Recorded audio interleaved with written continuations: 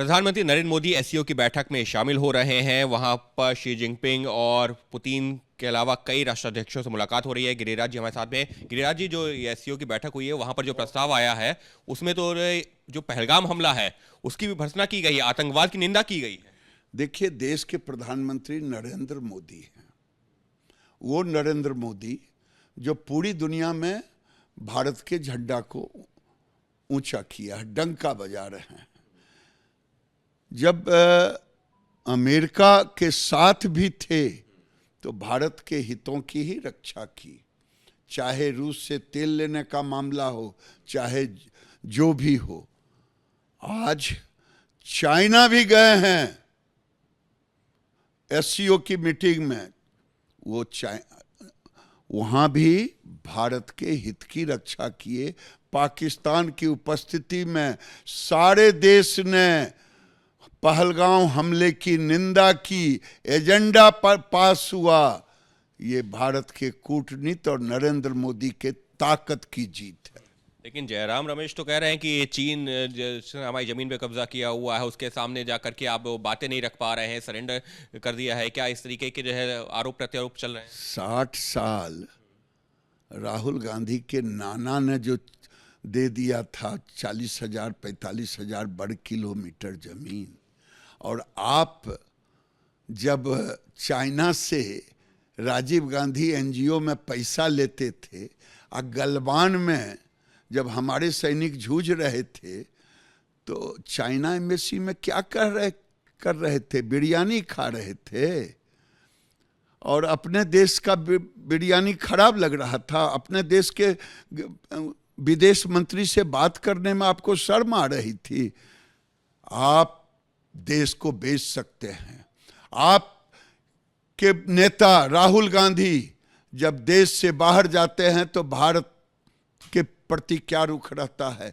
भारत की निंदा करते, भारत को गाली देते। जॉर्ज सरोज जैसे लोगों के साथ मिलकर के आज जातीय जनगणना की बात कर रहे हैं। कोई सरोज अबारो सब बोल रहे हैं। ये राहुल गांधी के नीतियों के कारण। कभी अटल बिहारी वाजपेयी होते थे देश के एलओपी, वो देश की बात करते थे। राम मनोहर लोहिया देश की बात करते थे विदेश में।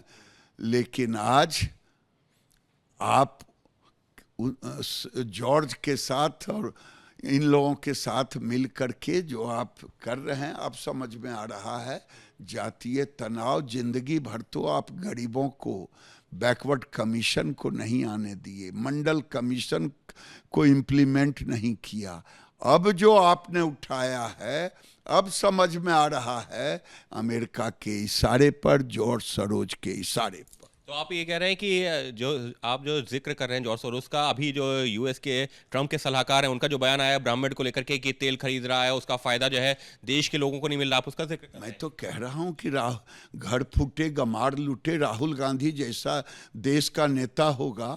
इसके पहले भी इन पर आरोप लग चुका है। जॉर्ज सरोज के साथ, सरोज या अबोरो जो भी हैं, इनके साथ लग चुका है। और जॉर्ज सरोज मिल करके जब भी गए हैं, एलओपी बनने के पहले, एलओपी रहते हुए भारत को गाली ही दी है।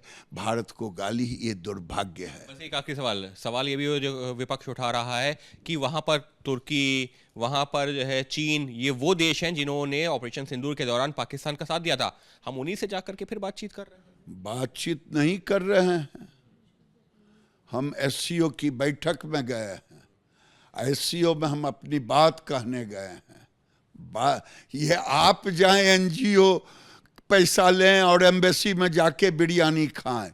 देश के प्रधानमंत्री एससीओ की बैठक में जाकर के अपनी बात डंके की चोट पे किया और निंदा प्रस्ताव पारित कर। निंदा प्रस्ताव पारित हुआ है। भारत ने अपनी बात डंके की चोट पर की है। और जिस तरह से ये जो कुछ बयान सामने आ रहे हैं, तो गिरिराज सिंह का यही कहना है कि जॉर्ज सोरोस का नाम जो इससे पहले भी सामने आते रहा है, वो विपक्षी नेताओं के साथ मिलकर के भारत को तोड़ने की एक साजिश जरूर की जा रही है अंतर्राष्ट्रीय स्तर पर भी, लेकिन देश पूरी तरह से मजबूती के साथ खड़ा हुआ है। सहयोगी कैमरा पर्सन राजेंद्र सिंह के साथ अंकित गुप्ता, एबीपी न्यूज, दिल्ली।